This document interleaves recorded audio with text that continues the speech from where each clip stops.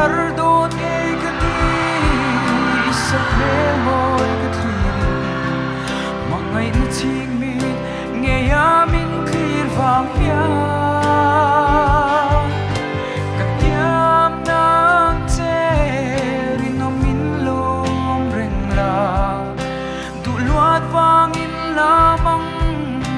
kalaulet le ngayang Katwar nem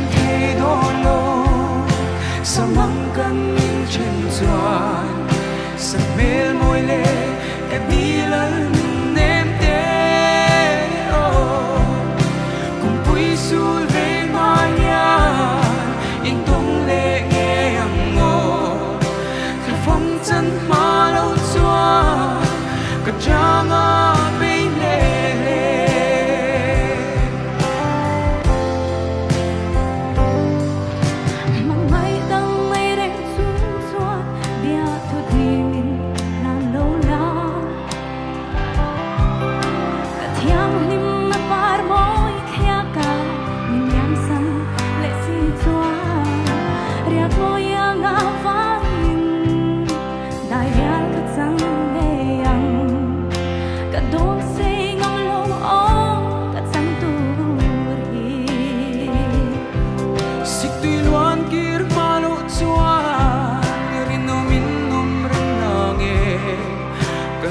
Halin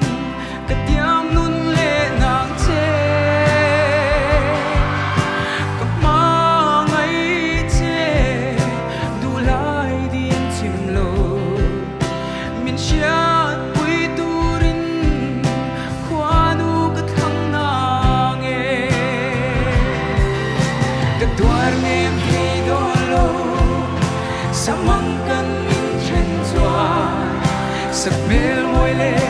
cái đi lần đêm tê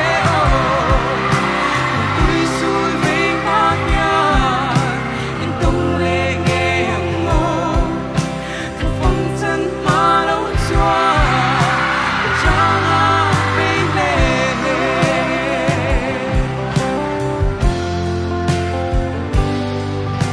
sự lung ngoan thêm mang ấy là in